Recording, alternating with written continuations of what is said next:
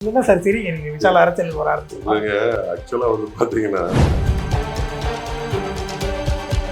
இப்ப விஜய் சார் சொல்றீங்க 50 லட்சம் பேர் வந்தாங்கன்னு சொல்றீங்க. இப்ப அவர் எலெக்ஷன் நின்னாரா 10 பேர் கையெழுத்து போட்டு கொடுப்பார்ல. இப்ப விசால் சாருக்கு 10 பேர் கையெழுத்து போடணும்ல. இப்ப ஆர்கே நகர்ல உங்களுடைய ஃபார்ம் ரிஜெக்ட் ஆனது காரணமே அதானே.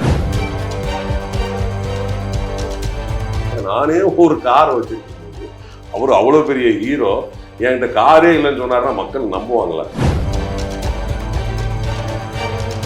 விஷாலும் விஜயும் கூட்டணி அமைப்பார்களா? அதுக்கு வாய்ப்பு இருக்குமா? மீண்டும் கோட் வந்து ஜெயிலர் வாசல முந்துமா?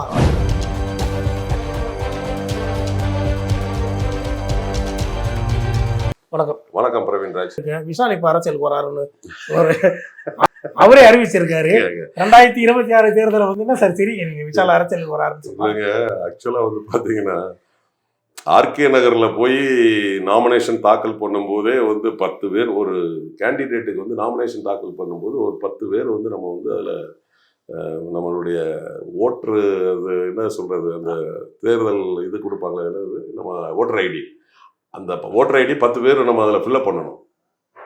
ஃபில்அப் பண்ணி நம்ம அதில் கேரண்டி கையெழுத்து போடணும், சாட்சி கையெழுத்து. ஆமாம், அதுவே நம்ம வந்துட்டு 10 ஆர்கே நகரில் இவருக்கு 10 பேர் இல்லையா, அதுலயே அவர் மனு தள்ளுபடி ஆகி போச்சு. அதுல தானே தள்ளுபடி போச்சு. அதுல பெரிய குளறுபடிகள்லாம் வந்ததுன்னு சொல்லி மெயின் ரீசன் என்ன, அதுல 10 பேர் கையெழுத்து இல்ல, எல்லாம் திருப்பி அது ஃபைலா இருக்குங்க. எலெக்ஷன் கமிஷன் ஃபைலா இருக்குங்க. நீங்க வந்து 10 பேர் கையெழுத்து போடணும், அவங்களுடைய சீஃப் ஏஜென்ட் யாருன்னு ஐடி ப்ரூஃப் கொடுக்கணும், பூத் ஏஜென்ட் யாருன்னு ஐடி ப்ரூஃப் கொடுக்கணும், ஃபார்ம் ஏல கொடுக்கணும், ஃபார்ம் பி கொடுக்கணும், 1008 லொல்லு கண்டிஷன் இருக்கு. நீங்க அதுல 10 பேரையே நீங்க வந்து ஃபில்அப் பண்ணி கொடுக்கல. 26ல எலெக்ஷன் வந்து நீங்க வர்றீங்க. இப்ப சொன்னீங்க விஜய் சார், இப்ப விஜய் சார் சொல்றீங்க 50 லட்சம் பேர் வந்தாங்கன்னு சொல்றீங்க. இப்ப அவர் எலெக்ஷன் நின்னாரா 10 பேர் கையெழுத்து போட்டு கொடுப்பார்ல. இப்ப விசால் சாருக்கு 10 பேர் கையெழுத்து போடணும்ல. இப்ப ஆர்கே நகர்ல உங்களுடைய ஃபார்ம் ரிஜெக்ட் ஆனது காரணமே அதானே. இப்ப நீங்க வந்து சொல்றீங்க அன்னைக்கு வந்து விஜய் சார் சைக்கிள்ல வந்தாரு, அதனால விசால் சார் இப்போ சைக்கிள் வந்து ஓட்டு போட்டாரு. இப்போ நான் காலையில ஒரு பேட்டியை பாக்குறேன், எங்க வீட்டுல கார் இல்ல, ஒரே ஒரு கார் தான் இருக்கு, இனோவா காரு, எங்க அப்பாவுக்கும் அம்மாவுக்கும், அதனாலதான் நான் சைக்கிள்ல போனேன். இதெல்லாம் நம்பும்படி இருக்கா? ஏங்க ஒரு ஹீரோ, ஏங்க நான் ஒரு சின்ன நடிகருங்க, ஒரு படத்துக்கு ஒரு 2 சீனு 3 சீனு ஒரு சீன் வர்றவங்க, நானே ஒரு காரை வச்சிருக்கும் போது அவரு அவ்வளவு பெரிய ஹீரோ, என்கிட்ட காரே இல்லைன்னு சொன்னாருன்னா மக்கள் நம்புவாங்களா? புதுசா ஏதோ ட்ரை பண்ணிருக்காரு. சரி வரட்டும். அதாவது நான் சொன்னது அரசியல்ங்கிறது யார் வேணாலும் முக்கியமா ஒரு கருத்து அவர் முன் வச்சிருக்காரு, நீங்க நோட் பண்ணீங்களா? அது நான் அரசியலுக்கு வரக்கூடாதுன்னு வேண்டிக்கங்கன்னு சொல்றாரு. ஏன்னா இங்க பல தவறுகள் இருக்கு. அண்ணா நகர்ல தண்ணி வராததுக்கு காரணம் அரசியல் சொல்லியிருக்காரு. எங்க வீட்டு பக்கம் தண்ணி வந்து நான் அதனால அரசியலுக்கு வர்றேங்கிறாரு அவரு. இப்ப அப்படிதான் காலையில ஒரு பல ஊழல்களை எதிர்க்க வேண்டியது இருக்கு, பல இடத்துல வந்து நம்மளுடைய உரிமைகள் பறிக்கப்பட்டிருக்கு, நிறைய பேசுறாரு. அப்படி இருக்கும்போது அவருடைய அரசியல் 26 அரசியல் ஈடுபடுமா? சார் நான் என்ன சொல்லலாம், ஓட்டு போடுற ஒவ்வொருத்தருமே அரசியலுக்கு வரலாம். ஜனநாயகத்துல அது உரிமை இருக்கு. அது வந்து அந்த அரசியல் கட்சி ஆரம்பிச்சு பேரை ரிஜிஸ்டர் பண்ணி அந்த சிம்பிளை வந்து ரீச் பண்ணி அவங்களுடைய கொள்கையை ரீச் பண்ணி அவங்க மக்கள்கிட்ட எப்படி வந்து இன்வால்மெண்டோட இருக்காங்க, மக்களுடைய பிரச்சனைகளை அவங்க எப்படி வந்து நிவர்த்தி பண்றாங்க, இதெல்லாம் பார்க்கணும்ல. நீ வந்து 26ல நான் உடனே நான் வந்து கட்சி ஆரம்பிச்ச உடனே ஆட்சியை பிடிச்சிருவேன் அப்படிலாங்கிறது வந்து சாதாரண விஷயம் கிடையாது. சினிமாவில் வந்து ஒரு விரல் பிரச்சனை நீங்க இப்ப கூட போட்டிருக்கீங்க, அதில் ஒரு விரல் பிரச்சனை சினிமாவில் வேணா அதை வந்து 3 மணி நேரத்துல நடக்கலாம். அரசியல் எல்லாம் அப்படிலாம் நடக்கிறதுக்கு வாய்ப்பே கிடையாது. அதனால வந்து வரட்டும், அவங்களுக்கு ஒரு ஆசை வந்ததுக்கு அப்புறம் நம்ம என்னன்னு தெரிஞ்சுக்கலாம். விஷாலும் விஜயும் கூட்டணி அமைப்பார்களா? அதுக்கு வாய்ப்பு இருக்குமா?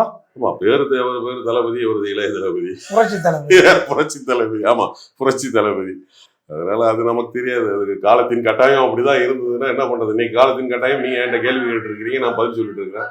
நாளைக்கு அதான் காலத்தின் கட்டாயம் அப்படின்னா அது கூட நடக்கலாம். நடக்கலாம், வாய்ப்பு இருக்கு, நமக்கு தெரியாது. லியோ 500 கோடி வசூல் ஈட்டியது, கோட் எத்தனை இல்ல அது எத்தனை கோடி வரும்? இப்ப என்ன சவால் இருக்கு? இல்ல விஜய் ராஜேந்திரன் சார் கிட்ட என்ன எதிர்பார்க்கலாம்? அப்படிதான் வந்து உங்களை மாதிரி ஒரு யூடியூப் வந்து இது பண்ணாங்க, லியோவுக்கும் ஜெயிலருக்கும். நான் வந்து காரணம் சொன்னேன், ரஜினி சாருக்கு வந்து இவ்வளவு மார்க்கெட் இருக்கு, இவ்வளவு பிசினஸ் இருக்கு, உலகம் முழுவதும் தெரிஞ்ச ஒரு கரிஷ்மா ஃபிகர், ஃபேஸ் வேல்யூ உள்ள ஒரு ஆர்டிஸ்ட். பிளஸ் இது ஜெயிலர் வந்து சன் டிவி, அதை வந்துட்டு ரெட் ஜெயண்ட் ரிலீஸ் பண்ணுவாங்க. லியோ வந்து அப்படி கிடையாது, அது வந்து 7 ஸ்கிரீனு. அதை வந்து அப்பவே நான் சொன்னேன், ரெட் ஜெயண்ட் வந்து ரிலீஸ் பண்ண மாட்டாங்க, அப்படின்லாம் சொன்னேன். ஸோ அது உங்களை மாதிரி ஒரு யூடியூப்பில் சொன்னாங்க. அப்போ அவங்க கேள்வி கேட்கும்போது நான் சொன்னேன், அது வசூல் ஆகாதுன்னு. நிச்சயமாக அது வசூல் ஆகலை. இவங்களா தான் அது வந்து ஹைப் பண்ணி இவ்வளோ வசூலாச்சு அவ்வளோ வசூலாச்சுன்னு. பட் கோர்ட்டை பொறுத்தவரைக்கும் கோர்ட் வந்து நம்ம வந்துட்டு கம்பாரிசன் இல்லை, அதில் கம்பாரிசன் இருந்தது. மீசையெல்லாம் எடுத்துருவோம் வேற அது சொல்லி ஜெயிலர் ரஜினி சார் விஜய் சார்னு கம்பாரிசன் இருந்தது. அப்போ நான் சொன்ன கம்பாரிசன் பண்ணாதீங்க அப்படின்னு. இப்போ இது கோர்ட்டை பொறுத்த வரைக்கும் கம்பாரிசனும் கிடையாது, இதில் வந்துட்டு காம்படிஷனும் இல்லை. எனக்கு மீண்டும் கோர்ட் வந்து ஜெயிலர் வசூல முந்துமா அது நமக்கு அப்படி ஒரு தெரியாது. கேள்வி வரும். தெரியாது. அது நம்ம வந்து ஏன்னா நம்ம வந்து அது அப்டேட் நம்ம வந்து இது வரைக்கும் நான் வந்துட்டு இந்த ஒரு சாங்கை பார்த்தோம் அவ்வளோதான் தவிர வேற எந்த விஷயமும் நமக்கு தெரியாது. வெங்கட் பிரபு மேல உங்களுக்கு ஒரு பெரிய அபார நம்பிக்கை இருக்குன்னு இல்லை நினைக்கிறேன். அது நமக்கு தெரியாதுன்னு சொல்லிட்டேன். நம்பிக்கையில் நமக்கு தெரியாது, படம் நல்லா இருக்கும். அது நமக்கு தெரியாது. அது நம்ம படம் வந்ததுக்கப்புறம் பார்த்ததுக்கப்புறம் தான் சொல்ல முடியும். முதல் நாள் முதல் காட்சி பார்ப்பீங்களா? 100% நான் அப்படி தான் லியோ பார்த்தேன். லீவ் பார்த்துருந்தீங்க சார் நான் ரஜினி சார் படம், விஜய் சார் படம், அஜித் சார் படம், கேப்டன் படம் இதெல்லாம் வந்துட்டு பார்த்தீங்கன்னா ஃபர்ஸ்ட் டே பார்த்துருவேன். மற்ற படங்கள் வேணால் கொஞ்சம் லேட் ஆகும். விக்ரம் சார், சூர்யா சார் கூட ஒரு நாள் 2 நாள் 3 நாள் கூட தள்ளி பார்ப்பேன். பட் டாப் மோஸ்ட் இவங்கெல்லாம் வந்துட்டு நம்ம ஃபர்ஸ்ட் டே போய் பார்த்துறேன். அப்போ இதை வந்து லியோ வந்து ஜிகே சினிமாவில் போரூரில் போய் பார்த்தேன். ஃபர்ஸ்ட் டே பார்த்தேன். விஜய் சார் ஃபேன்ஸ்லாம் நின்னாங்க. ஒரு 10, 200, 300 பேர் சூழ்ந்துட்டாங்க. நீ எப்படி சொல்லலாம் போகலாம், அது 1000 கோடி வசூலாகும் அப்படி இப்படின்னு சொன்னாங்க. அதுக்கெல்லாம் வந்துட்டு போலீஸ் வந்துட்டாங்க, தேட்டர் ஓனர்லாம் வந்துட்டாங்க. என்னை கூப்பிட்டு போய் தனியாக உட்கார வச்சு படம் பார்த்தாங்க. நான் வந்துட்டு அப்போவே அவர் தேட்டர் ஓனர் சொல்கிறாரு, என் ஒய்ஃபும் நானும் உட்காந்து பார்க்குறது இது வரைக்கும் யாருமே அந்த இதில் உட்காந்து கிடையாது, நீங்கள் விஐபி ஆகிட்டீங்க உட்காந்து பாருங்கன்னு சொன்னாங்க. படம் முடிஞ்சு வெளியே வந்தோடனே என்னை யார் சொன்னாங்களோ எல்லாரும் கூப்பிட்டு ஃபோட்டோ எடுக்கிறாங்க. ஸோ அதுலேயே நமக்கு தெரிஞ்சிச்சு என்ன. அதனால் வந்துட்டு அது கம்பேரிசன் பண்ண வேண்டாம். நமக்கு வந்து தெரியாது, நமக்கு தெரியாத நம்ம தெரியாத சொல்லிட்டு போயிடலாம்.